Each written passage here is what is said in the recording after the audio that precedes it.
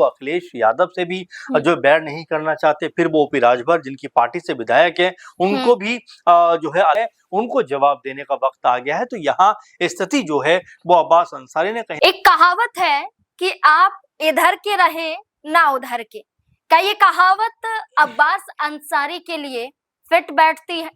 क्या अब्बास अंसारी अब खुद मुश्किलों में फंस चुके हैं कि सुभाषपा की तरफ जाएं या फिर समाजवादी पार्टी की तरफ जाएं? इसलिए एक तरफ अखिलेश यादव को बड़ा भाई बताते हैं तो दूसरी तरफ ओम प्रकाश राजभर को अपना चाचा बताते हैं, करीबी रिश्ते पारिवारिक संबंध बताते हैं। लेकिन 27 के चुनाव में क्या होगा? क्या टिकट मिल पाएगा अब्बास अंसारी को? और अगर मिलेगा तो किस दल से मिलेगा? और नहीं मिलेगा तो फिर अब्बास अंसारी क्या करेंगे? क्योंकि दोनों को साधने के लिए दो तरफा बयान अब्बास अंसारी के आए हैं। कहीं ऐसा ना हो जैसा शुरुआत में कहा गया कि ना इधर के रहें ना उधर के रहें। अब ऐसे में कई बड़े सवाल खड़े हो रहे हैं कि 2027 के चुनाव में आखिरकार अब्बास अंसारी का क्या होगा, मुख्तार अंसारी के गढ़ का क्या होगा, और क्या इन दो दलों के बीच में कोई तीसरा दल बाजी मार जाएगा अब्बास अंसारी को लेकर? कई बड़े सवाल हैं। चर्चा करते हैं वरिष्ठ सहयोगी अमन जी के साथ। जी सर, जिस तरह से मीडिया के सामने वो कहते हैं कि अखिलेश यादव मेरे बड़े भाई हैं और ओम प्रकाश राजभर मेरे चाचा समान हैं, चाचा जी हैं, कुछ भी ऐसा मीडिया कर्मियों को कहते हैं कि कुछ भी ऐसा मत पूछिए कि जिससे विवाद खड़ा हो जाए। उनके आपसी बयानबाजी हैं जो एक दूसरे पर हैं, उनका मुझसे कोई लेना देना नहीं है। लेकिन एक को भाई और एक को चाचा बताना क्या बताता है? देखिए, बिल्कुल अब्बास अंसारी को भी शायद ये लग रहा है कि किसी से भी रिश्ते खराब करना बेहतर नहीं है, इसीलिए अब वो जिस तरह की बयानबाजी कर रहे हैं उसको लेकर ये समझा जा सकता है कि वो अखिलेश यादव से भी जो बैर नहीं करना चाहते, फिर वो ओपी राजभर जिनकी पार्टी से विधायक है उनको भी जो है अलग नहीं करना चाहते। और जो भी बयान दे रहे हैं उसका एक मतलब तो निकलता है कि क्या राजनीतिक तौर पर अब तमाम स्थिति को देखकर ही वो कोई जो है फैसला करते हुए दिखाई पड़ेंगे।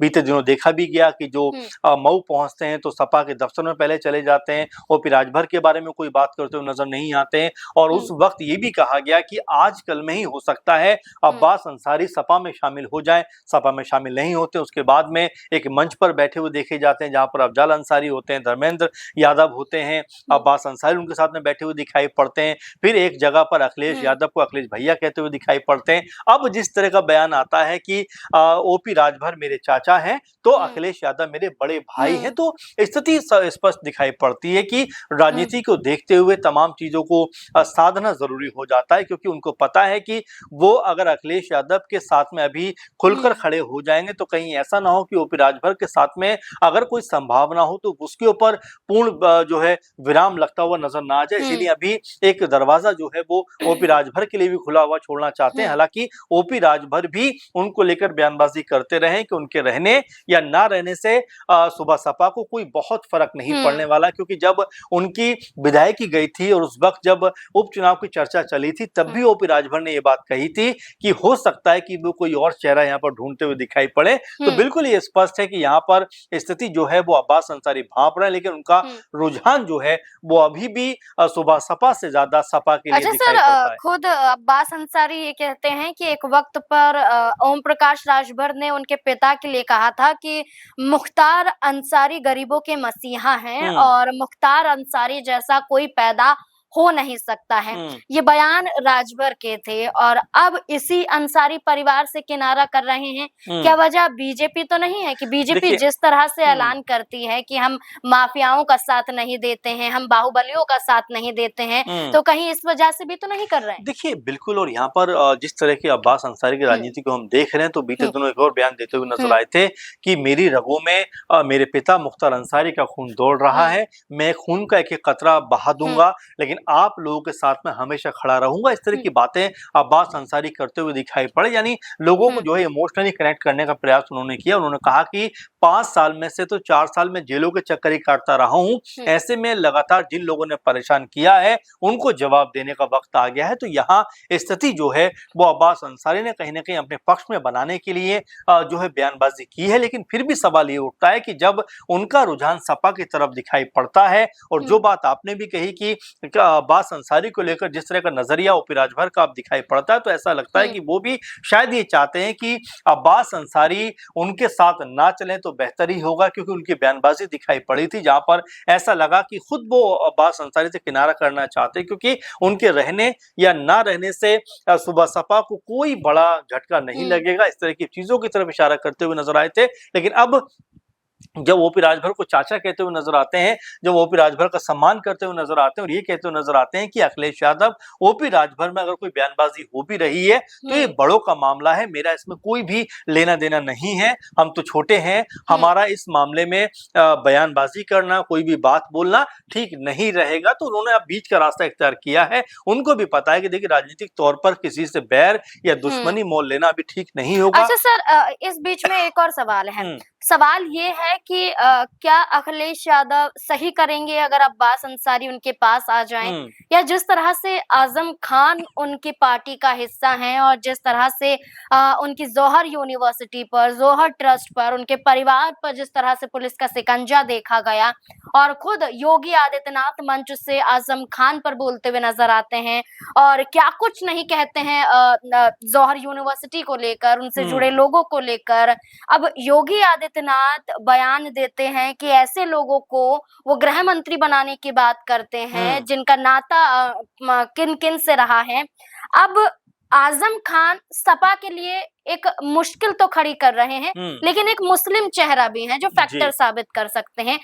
अगर अब्बास अंसारी आते हैं तो क्या फायदा होगा, और अगर फायदे के साथ साथ नुकसान की बात की जाए, क्या वो भी नजर आ सकता है? देखिए, पहली बात तो ये है कि अब्बास अंसारी चूंकि युवा चेहरा है, और मऊ की बात करें तो प्रभाव रहा है अंसारी परिवार का। अगर मुख्तार अंसारी की बात करें उनके पिता की, तो लगभग 30 साल यानी 27-28 साल तक तो लगातार वो एमएलए वहां से बनते रहे। अब चूंकि अब्बास अंसारी एमएलए हैं तो जाहिर बात है सपा जो संभावना तलाश रही है कि अगर वो हमारे साथ जुड़ जाते हैं तो एक न सिर्फ सीट मजबूत होगी, बल्कि उस पूरे इलाके के जो वोटर्स हैं वो प्रभावित होते हुए दिखाई पड़ेंगे, क्योंकि मुख्तार अंसारी एक बड़ा चेहरा रहे हैं। तो उस नाते भी अब्बास अंसारी को अगर वो अपनी पार्टी में शामिल करते हैं तो मुस्लिमों में प्रभाव बढ़ता हुआ दिखाई पड़ेगा।